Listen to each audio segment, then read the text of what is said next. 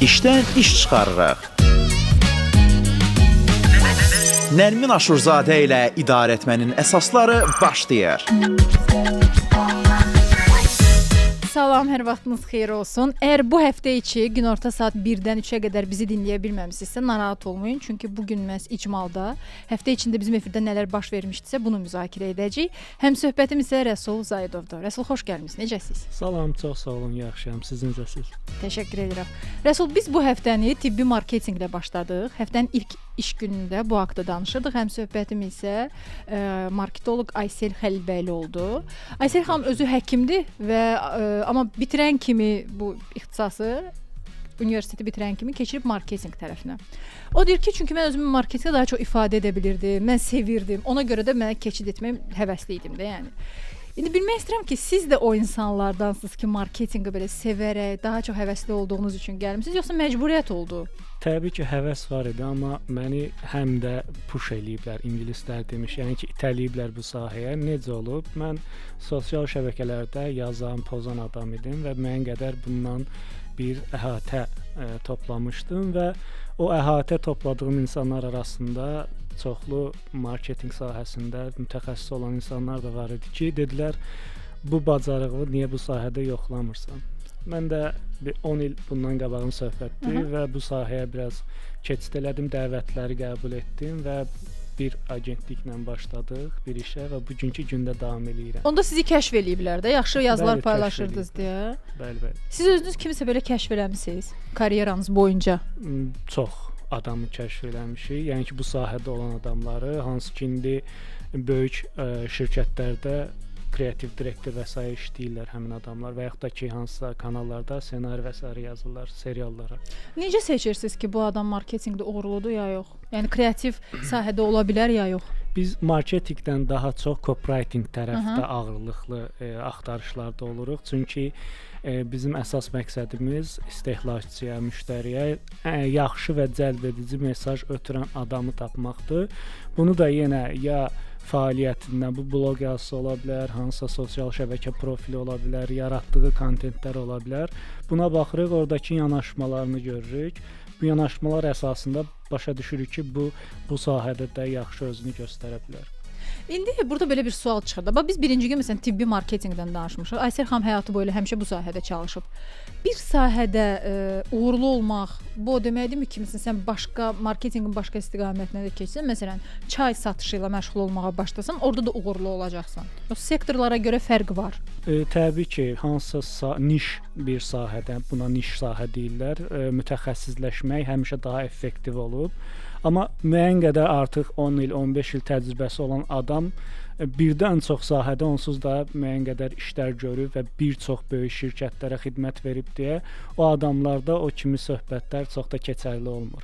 Daha çox bu yeni və təcrübəsiz insanlar üçün ola bilər ki, hansısa bir sahədə başlayıb işə və orada onun təcrübəsi var. Amma artıq mütəxəssisləşmiş insanlar üçün sahə fərqi yox, yanaşma fərqi ön plana çıxır. Aydındır. Həftənin ikinci günü siz ümumiyyətlə bizim verilişlərə qulaq asırsınız? Çox hallarda, hə. Doğrudan? Elə mi deyəcəksiniz? Yox, hazırlaşın ayrıca. Ya orada biz sizdən də əlavə bu sahədə bir çox adamlar var ki, onları izləyirəm sosial şəbəkələrdə də. Bu formatda da onları dinləmək həmişə xoş olub. Yəni. Necə spikerlər sizə maraqlı gəlir? Daha çox yaradıcı sahədə olan insanlar mənə daha xoş gəlib. Hətta bu yaxınlarda Orxan Cıvarlını da dəvət eləmişdiniz. Misal üçün, onu da bəyəndiyim bir şəxsdir bu sahədə və dinlədim və həqiqətən də bizim demək istədiyimiz bir çox şeyi də bizim dilimizdən çatdırır. Xeyli problemlər varmış sizin sahənizdə. Bəli. Biraz yeni sahə olduğu üçün. Yenidir? Bəli. Azərbaycan üçün çox yeni. Yəni 10 ilə yaxın hesablanırsa, yeni sayılır. Əslində illər olaraq çoxdur, amma böyük bir marketinqə üst çərçivədən baxanda həqiqətən də Azərbaycanda çox yenidir. Aydındır. Hə, həftənin ikinci günü həmsöhbətim Leyla Hüseynli idi. Leyla xanım özü maliyyə departamentinin rəhbəridir. Xərclərə nəzarət audit kimi çalışır, amma biz onunla birlikdə korporativ mədəniyyətin motivasiya təsiri haqqında danışırdıq. Bu təsadüfi deyildi. Mən həmişə bu mövzuları məsələn HR-larla müzakirə edirik də. Amma bilmək istəyirəm ki, yəni bir maliyyə şöbəsi, ümumiyyətlə komandanın motivasiyası haqqında nə düşünür? Pul ayırmaq məqamı gələndə ayrılırlarmı ya yox? Elə o söhbətlə daha çox maliyyə tərəf danışsa yaxşı olar. Çünki əsas məsələ puldan keçdiyi üçün hamını böyük ölçüdə pul xoşbəxt elədiyi üçün məncə elə onlar qərar verici şəxslərdir. Mən də elə düşünürəm. Onları bu sahəyə daha çox yönləndirsək, onlar bu sahədə daha çox hansısa fəaliyyətlər görsə, həqiqətən də korporativ sahədə xoşbəxt əməkdaşlar görə bilərik. Amma indi Leyla xanım qəlbinə danışdı. O deyir ki, mütləq motivasiya deyəndə maliyyədən söhbət getmir. Burada tanınmaq, əməkdaş nə qədər şirkət tanıyır, nə qədər dəyər verir, inkişafı haqqında düşünür. Yəni qeyri-maddi motivasiya daha çox insanları motivasiya edir. Amma pulla olunanda bu müddəti cəmi 6 aydır. Doğru deyib, həm də demək lazımdır ona. Çünki orada məsələ belə bir şeydir ki, bir çox faktor var ki, işçini həqiqətən də hansısa bir korporativ şirkətə bağlayır. Bu işlədiyi mühitin interyerindən tutmuş, oradakı əməkdaşlara və yaxud da ki, orada qazanacağı bir çox təcrübəyə əsasən dəyişir. Amma məişət problemləri gəlib sənin qapını döyəndə iş gedir, çıxır yenə də qazandığın pula. Buna görə də hətta bir çox mən şəxslər tanıyıram ki, həqiqətən də xoşbəxt olduğu şirkətlərdən sırf maddi çətinliklərə görə çıxıb, daha xoşbəxt olmayan formatda, amma məişət problemlərini həll edə biləcək bir formada qazanca üstünlük verir. Evdə uşaqlara yemək aparmaq lazımdır. Sonra da başqa variant yoxdur. Təbii ki, burada yaş faktoru da işin içinə gedir. Ailəlisənsə, uşaq varsa. Bəli. Yəni çox önəmlidir. Razıyam. Biz də elə bunu da danışırdıq ki, məsələn, bəzən şirkətlər düşünür ki, yox, əmək haqqı azdır, amma ona iş vaxtları məsələn də çox gərgin deyil. Hibrid iş rejimində çalışa bilər. Düzdür, bir çoxları üçün sizin dediyiniz kimi yaşdan asılı olaraq bu doğrudan da bir motivasiya ola bilər ki, 500 manat az verirlər, amma hibriddə çalışırıq. Portfolio da işin içinə girir. Məsəl üçün biz necə bir məntiq qururuq, adətən bir əməkdaş olaraq. Məsəl üçün mən öz vaxtımdan deyim ki, mən nə edirdim? Yaxşı adı olan şirkətlərdə hər hansı bir maaşa da işləməyə razı olursan ki, o sənin portfoliyova girir və daha yüksək maaş alma ehtimalını yüksəldir. Əgər sən həm bazarda tanınmayan bir şirkətdə işləyib, həm az maaş alırsansa, bu böyük bir problemdir.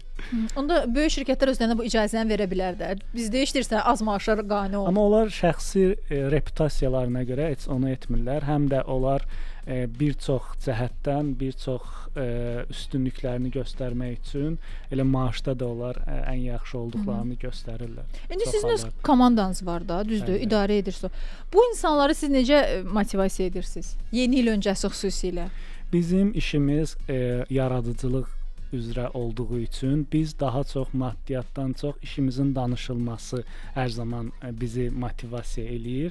Təbii ki, orada bir ortada iş varsa, o həm də pula çevrilir.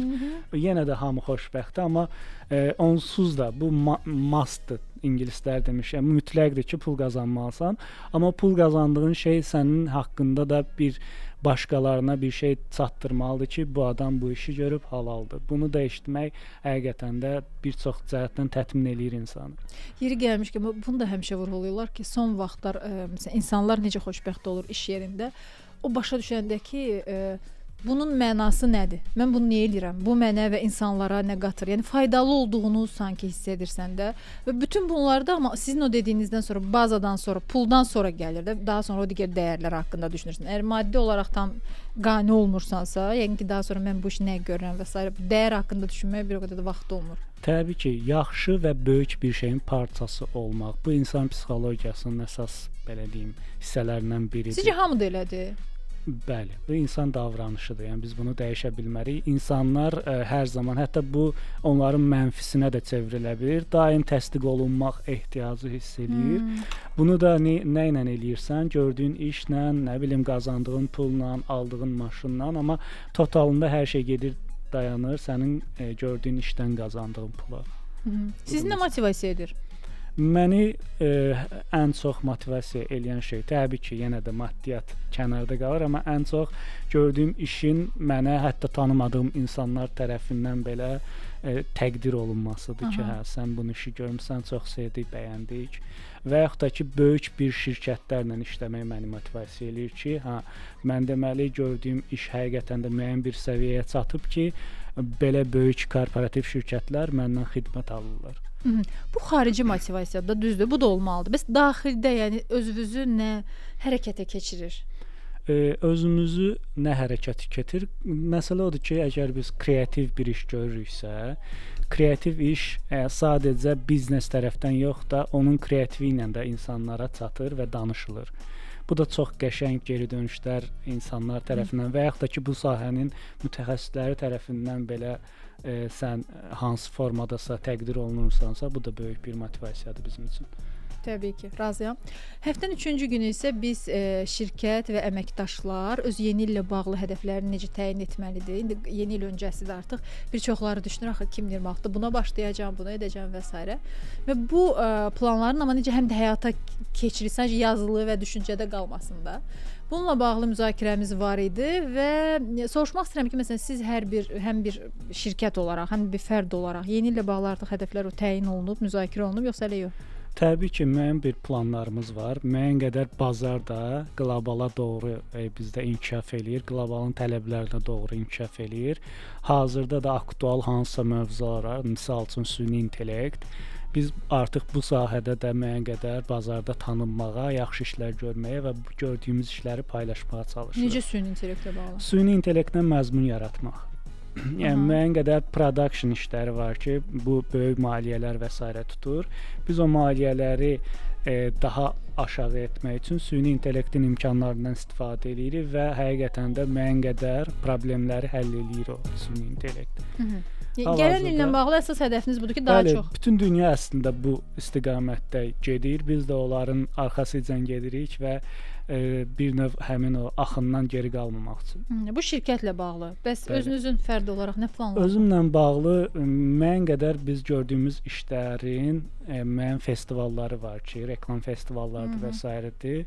Orada dəyərləndirilir. İndi həm Azərbaycanda, həm də ki qlobalda müəyyən bir festivallar var ki, müəyyən qədər inandığımız işlər var ki, onlara göndərib müəyyən bir award qazanmaq istəyirik, mükafat qazanmaq istəyirik. Yaxşı hədəfləriniz var. İnşallah hər biri alınsın. Yəni hər bir halda hər bir Azərbaycanlının hədəfi qlobala çıxmaqdır.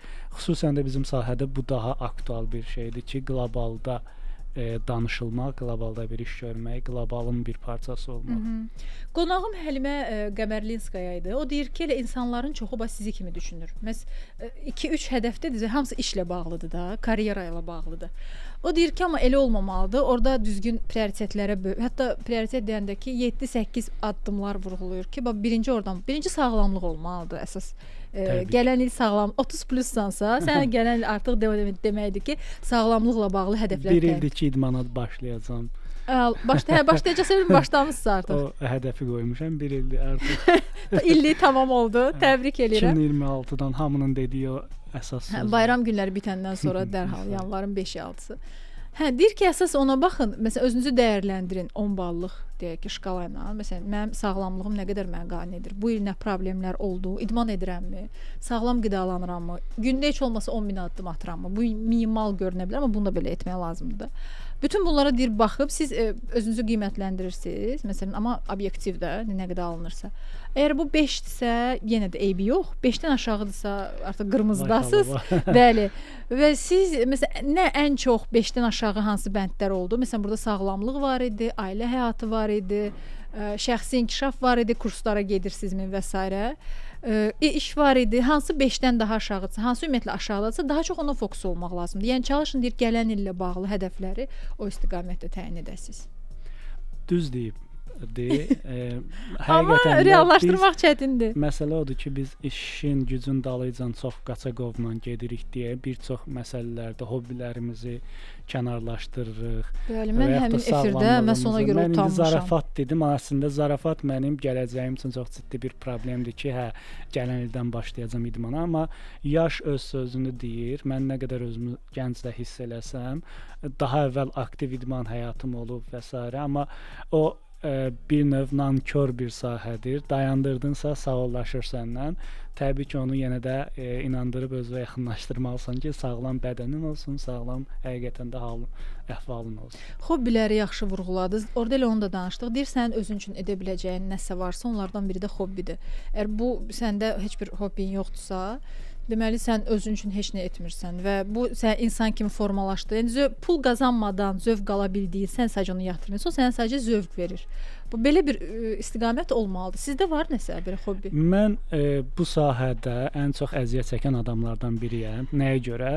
Mən misal üçün rəssamlıqla məşğul olmuşam, uşaq vaxtı müəyyən qədər bir səviyyəyə çatdırmışam, dayandırmışam. Musiqi alətləri ilə məşğul olmuşam, müəyyən qədər self-study ilə özümü öyrənərək bir yerə çatdırmışam, dayandırmışam və hər biri ilə bağlı da belə bir planım var ki, daha professional olaraq öyrənəcəm. Bu nə vaxt olacaq, haçan olacaq? Amma niyə sizə lazımdır ki, daha peşəkar öyrənmək? Onsuz da oradan pul qazanmayacaqsınız. Həvəskar olsun, qalsın. Hal-hazırda qlobalda da ən çox danışılan bir şey budur ki, insanlar öz hobbilərini peşəkarlığa satır. Nə mənada? Mən məsəl üçün öz hobbimdə müəyyən bir yerə gəlib çatmaq istəyirəmsə, o mütləq pula çevrilməlidir. Şeyin topuna girirəm. Yox, əgər o pula çevrilməyəcəksə, onu başım buraxıram. Artıq hobbi deyil. Bu artıq psixolojik bir şeydir. Əslində amma necə olmalıdır? Sən öz hobbindən də pul qazanmasan belə müəyyən bir səviyyəyə çatdırmalısan. Çünki ondan zövq alırsan. Çünki inkişaf etməyən heç nə də səni axıra qədər aparmır özü ilə. Amma nə qədər insan da var ki, hobbisini artıq pula çevirə bilib və bununla da məsələn qürur duyur ki, ən xoşbəxt insanlar odur. Mən də onlardan sayılıram əslində. Mən hobbim yazmaq, əyləncəli nələrsə etməkdir, kontent yaratmaqdır və bunu da artıq pula çevirə bilmişəmsə, bunların siyahısındayam, amma o kiçik bir hissəsidir hobbilərim. Hobbilərim çoxdur və hamısı da yarımçıqdır və onları davam elətdirməliyəm. Əslində ki, başlamısınız. Bax, amma siz deyirsiniz ki, mənim danışmaq, zarafat etmək, yazmaq, yaradıcı ruh var da məndə. Daha çox da zarafat etmək. Məsələn, mən sizi əgər sosial şəbəkələrdən tanımasaydım, biz sadəcə belə o oyunlar olur, 3-4 nəfər yığılır, səncə hansı vəzifədə, kim peşəsi nədir? Biz danışsaydıq, mənim heç vaxt ağlıma gəlməzdi ki, siz yumorla belə bir nələrsə yaradırsınız. Çünki təbiət etibarilə çox sakit, sanki ünsiyyətdə çox zarafat etməyən, bu belə görünür. Yumorun da əslində növləri çoxdur. Var, nə bilim, daha roast komedi deyirlər. Qarşı tərəfi bir növ əzərək edilən komediya var. Və hekayəvi üsulla ən çox şərqdə bu moddadır. Daha çox belə tipləmələr eləyərək, danışıq tərzi ilə və s. yumor var da ki, bir növ donuq sifətlə edilmiş yumorlar var. Bunun həm də stand-upçıları var və s. var. Sizdə odur. Yazda da o özünü göstərir. Bəli, mən yəni ki, çox belə deyim, sakit təbiətlə də bir cümlə yazıram. İnsanlar elə onu gözləmədiyi üçün o yumora çevrilir. Siz bunu belə bilinçli şəkildə, şuurlu şəkildə eləyirsiniz, yoxsa təsadüfən elə belə alındı ki, sizin janr budur? Bu yəqin ki, mənim xasiyyətimlə və s. əlaqəli bir şeydir ki, hansısa bir mövzuya başqa bir tərəfdən yanaşım, daha onu qıcıqlandırıcı tərəfdən o şeyə fikir bildirim. İndi bu hansı zarafat növünə aiddir ki, məsələn, evdən çıxıb 30 yaşına gəlmiş və bir daha geri dönməmişdi? Burada əslində söz oyunu var. Aha. Orada bir klişələşmiş bir ifadə var ki, evdən çıxmış, arası getmiş və bir daha geri dönməmişdi. Bu bizim artıq hopubdur bir növ canımıza. Mən də onu 30 yaşda elə bir yaşdır ki, o evdən çıxır, gedir və bir daha geri dönmür. Bir növ həm də emosional bir zarafat eləmişəm orada. Bu zarafatlara türklərin soyuq espridir, onu demək olar. Soyuq zarafatlar da var, söz oyunu da var. Amma bu sanki kütləvi deyil. Məsələn, məni güldürür, mənə uyğun amma gərək həmin mövzulardan xəbərdar olasan. Bir növ yenə o da niş kütləyə xitab eləyir. Yəni ki, sosial medianı aktiv istifadə eləməyən adamlar sosial mediada olan hansısa mövzulardan xəbərdar deyil. Sən o mövzuları bir neçəsini birləşdirirsən bir cümlədə, hansı ki onlara bir-birlərinə yaxın olan bir yerini tutursan sən, oradakı sənin bacardığın şey elə onu əlaqələndirə bilməkdir. Sonra onu yazırsan, hə ikisini bilir, birini bilməyən deyir ki, bu nə deməkdir ki? Amma hamısını bilən o mövzuların deyir ki, bu adam nə edib 5 dənə mövzunu bir şeyə birləşdirə bilib falan filan. Amma bunu indi məsələn iş mühitinə keçirəndə də siz müştərilərlə çalışanda bu tip zarafatlardan istifadə edirsiniz. Orada fərqli yanaşma olur. O artıq markanın kimliyindən, identitisindən asılı olan bir şeydir ki, bəzi markalar var ki, daha çox əyləncə sahəsində bir növ elə tone of voice-u da əyləncəli olduğu üçün həmin markalarda bu aktualdır. Müəyyən içki markaları var, misal üçün şirə markaları var, enerji içkilər və s. var ki, bunu hədəf kütləsi gənclər və daha o tip dinamik həyat tərzi olan insanlardır. Onlar da əylənməyi sevirsə, biz də onları əyləndirməliyik marka adından. Bu həftənin 4-cü günü biz yenə marketinqdən danışmışdıq. Əslində həmsöhbətim 4-cü yüksəliş müsabiqəsinin qaliblərindən biri olan Səkinə Vəliyeva idi. Səkinə xanım uzun illərdir ki, o da bu sahədə çalışır və onunla bu mövzu müzakirə etdik ki, marketinq xatirə yaratmaq sənətidir. Səkinə xanım özü təklif etdi ki, gəlin belə danışaq. Siz də marketinqə belə romantik baxırsınız, xatirə yaratmaq və s. Marketinq satış etmə sənətidir. Yox, marketinq xatirə yaratmaq sənətini mən başqa cür deyərdim. Marketinq xatirələrdən istifadə edərək öz istehlakçısına mesaj ötürmə sənətidir. Daha doğrusu budur. Bəli, hər birimizin öz həyat tərzimiz, uşaqlıq illərimiz, orada yaşadığımız xatirələr, istifadə elədiyimiz hansısa ifadələr və s. var. Marketinq hansısa markalar o ifadələri, sənin xatirələri sənə yada salaraq bir emosional əlaqə yaratmağa çalışır öz məhsulu ilə və yaxud da xidməti ilə. Yəni sənin xatirələri sənə göstərərək uzun illərdən sonra, belə bir şey mənim də başıma gəlib, biz də evdə belə danışırdıq və s. marka ilə həqiqətən də isti münasibəti yarada bilirlər. Yəni bizim hissimizə toxunmağın ən yaxşı yolu xatirədir. 100%. Yəni sənin atıram da ana-ata arasında, ana uşaq arasında, ata uşaq arasında münasibət bizdə tamamilə fərqlidir, xaricdə tamamilə fərqlidir. Sən bizdəki həmin o münasibətlərə toxunanda bir kiminsə yaddaşında nəyisə oyadırsan ki, bizim də əsas məqsədimiz həmin insanların beyninə girməkdir, yaxşı mənada və qalıcı olmaqdır. Bəzən doğrudan da xatirə oyadır, amma bütün xatirələr yaxşı deyil də. Bütün bizə belə deyək də, marketinq həmişə yaxşı xatirə ilə də yaddaşımızda. Hansısa bir kampaniya, hansısa bir alət bəzən bizə qəribə də gələ bilər ki, markanın reputasiyasına zərər gətirə bilər ki, niyə belə etdilər? Bu nüfuza toxunan xatirələr olanda marka ilə bağlı, orada necə düzgün çıxış yolu tapır sizcə markalar?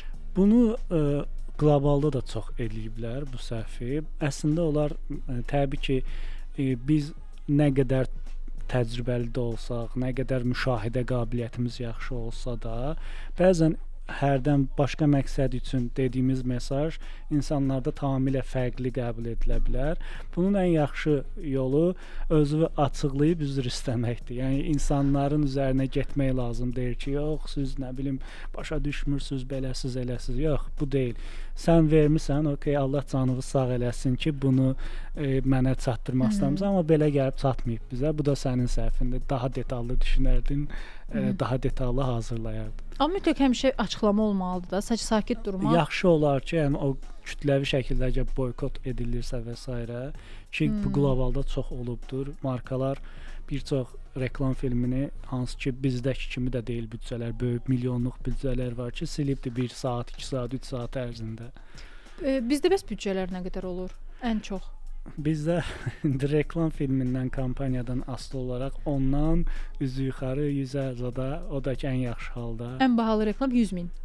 İndiki hallarda 10.000-dən 100.000 arası dəyişir. O da ki artıq marka şirkətə görə dəyişir ki, kimin resursları, marketinq büdcəsi nə qədərdir, onun hansı formada bölür il ərzində. Məsələn, sizin çəkdiyiniz, komanda olaraq yaratdığınız ən bahalı reklamın dəyərini öyrənmək olar? Bir markanın rebrandingini eləmişdik. Onun üçün 5-6 dənə reklam filmi çəkmişdik. Bu özü hərəsi bir 20-30 minlik bir büdcədir və bunun üst-üstə gələndə hardasa 100 min civarı bir rəqəm eləyirdi ki, onun billboard reklamları var idi, promo maşınları vardı, hər biri üçün dizayn və s. hazırlanmışdı. Belə deyim, bir şirkətin öz gördüyü işə görə aldığı bir büdcə var. Bir də media satın alma büdcələri var. Bu daha çoxdur əslində. Atıram televiziyalardan hansısa reklam yerləri alırsan, radiolardan reklam yerləri alsan, billboardların yerlərini alsan, metrolardan hazırladığın o kreativi həm də yaymaq üçün media satın alma eləyirsən. Yəni atıram 100 min xərcləyirsənsə, bir 200 min də ona xərcləməlisən. Bizdə daha çox harda kəsirlər? Nə? Şirkətlər. O büdcəni harda daha çox xəsislik edirlər pul ayırmağa? Bizdə artıq televiziyada müəyyən bir sahələri çıxsaq, çox da reklam etməməyə çalışırlar. Çünki insanlar daha çox sosial şəbəkələrdə olduğu üçün böyük reklam filmləri də yayımlayırlar, amma heç televiziyaya vermədən ancaq sosial şəbəkələrdə və reklam büdcəsini artırırlar orada və insanların qarşısına daha çox sosial şəbəkələrdən belə kinolar da hətta çəkilir, seriallar çəkilir ki, məhz deyək ki, internet üzərindən gedir. Yəni televiziya kanallar üçün deyil artıq. Xeyli müddətdir ki, yəni belə bu proses artıq belə qurulur. Təbii ki, həm də onun səbəbi odur ki, insanlar ən çox vaxt harda keçirdir? Sosial şəbəkələrdə. Çox nadir hansısa bir yaş aralığıdır ki, gündəlik televiziyaya baxır, hansı saatlar, amma böyük çoxluqda sosial şəbəkələrdədir insanların keçirdiyi vaxt. Buna görə də bunu da artıq markalar bilir. Tək markalar yox, production şirkətləri bilir, hansı ki, seriallar, nə bilim, filmlər çəkən insanlar da bilir. Həm də ki, sosial şəbəkələrdə yaradılan məzmunlarda biraz şey də azdır, məhdudiyyətlər. Bu da onlara daha ucuz başa gəlsin deyə də bir or tərəfdən də köməkliyi deyir, yəni. Sən yaradırsan bir şey, orada ay kamera belədir, səs keyfiyyəti belədir, bu toplara çox da girmirsən, amma effekti bir televiziya serialı qədər, hətta ondan daha çox da ola bilir. Sonra sən o insanların qarşısına çıxır, markaların diqqətini cəlb eləyir, pul qazanıb keyfiyyəti artıra bilərsən, amma ilkin mərhələdə sənin o qədər büdcəyə yatırım etməyə ehtiyacın olmur. Sadəcə kontentinlə insanları tuta bilirsənsə, tuta bilirsən. Daha az büdcə ilə daha çox insana çatmış olursa. O tərəfdən də üstünlükləri var. Aydındır. Qeyd edirsiniz ki, insanların vaxtını çox artıq sosial şəbəkələrdə, internetdə keçirdi hər birimizin. Sizcə bu kitab oxuma vərdişimizi necəsə aradan qaldırır? Azərbaycanda kitab oxumaq vərdişi onsuz da demək olar ki, yox idi, həqiqətən yox idi. Təəssüf. Yox, elə deməyək də. Çox pessimist olur. Biz pessimist yox, kütləvi şəkildə baxsaq məsələyə, insanların nə qədər faizi kitab oxuyur, çox az bir qismi kitab oxuyur və onlar da artıq müəyyən qədər PDF oxumaq, nə bilim, hansısa bir kitab üçün şeylər, Kindle zadlar olur. Onları oxuyaraq keçir. Yenə də gedib sosial şəbəkələrdə mütaliə eləməyə başlamış olursan. Kitabı vərəqləmir. Bəli. Belə insanları nəzərə alaraq biz həftənin 5-ci günləri Sərxan Rüstəmovla birlikdə kitablar haqqında efir edirik və bu efirdə məsələn Sərxan oxuduğu kitabları, xüsusən də siz hansı kitablardan söhbət gedir? İş adamlarının bilməli olduğu kitablarda, mən onların kitabxana tam biznes də demək olmaz. Məsələn bu 5-ci gün, bugün saat 1-də biz bir dənə Sisu adında kitab var. Eşitmisiniz bunu? Mən eşitmirəm. Sisu. Eşitmişəm, amma içəriğini bilmirəm da. Hə, mən eşitməmişdim, amma ilk dəfə eşitdim ki, belə bir kitab var. Bu Finlandiyalıların deməli çətinlik qarşısında necə daxili möhkəmliyi qorumaq olar, necə cəsarətli olmaq olar, bu haqqda olan kitabıdır. Yəni onlar iqlim, müxtəlif müharibələr və s. şəraitdə şəkildə necə daha güclü qala biliblər. Bir nəfər bunu müşahidə edib və bu haqqda kitab yazıb. Hə. Şəxsi inkişafla bağlı kitablar. Hal-hazırda ən çox oxunur. Hə, elə demək olar, bu da odur. Dünyada da, Azərbaycanda da. Motivasiya, şəxsi inkişaf. Bu kitab məsələn Sərxan danışanda mən başa düşdüm ki, birbaşa səni motivasiya etmir. Get bunu elə, bunu elə, bunu sən bacarırsan və s. Situasiyaları sənə izah eləyərək səndə bir şey yaradır ki, sən öz buna bənzər situasiyada necə bir çıxış yolu eləyə bilərsən. Məsələn, nümunə göstərir ki, filan idmançı bax neçə saat məşq elədi, əzmkarlıq göstərdi, o bu uğuru qazandı. Yəni səni demirəm et, amma bir ki, filan kəs belə elədi. Filan kəs dağa çıxdı, nə qədər ac qaldı, 2 sutka yatmadı, amma bacardı. Məsələn, fərqli həyat hekayələrini göstərərək və ya filan xalq bu şəraitdə, müharibə şəraitində yaşadı, nə etdi, uğurlu oldu. Belə bir kitabdır. Amma indi kitabı bir neçə əgər mərhələyə bölsək ki, kitabda nələrdən məqamlardan söhbət gedirdi. Əsas məqamlar nədən ibarətdir? Yadımda qalanlar. Onları indi paylaşacağam, sən də öz fikirlərini deyərsən, yaxşı? Deməli orada deyir ki, birinci onu başa düşmək lazımdır ki, sisu o demək deyil də sən həmişə güclüsən, sən həmişə dözümlüsən. Əslində bəzən cəsarət, dözüm o deməkdir ki, sən stabilsən. Məsələn, çünki elə situasiyalar olur ki, biz onu dəyişə bilmirik. Həyatda elə hadisələr baş verə bilir ki, artıq yaşandı, yəni. Və bunun ağrısı doğrudan da böyüdü. Sən buna qarşı gələ bilmirsən. O anda sadəcə duyğunu doğru qəbul edirsən ki, düzdür, mənə elə çətindir, bu baş verdi, amma sən necə öz emosiyalarını idarə edə bilərsən, o haqqda düş. Ona fokus olursan ki, yaxşı indi baş verdi, nə edək məsələn də.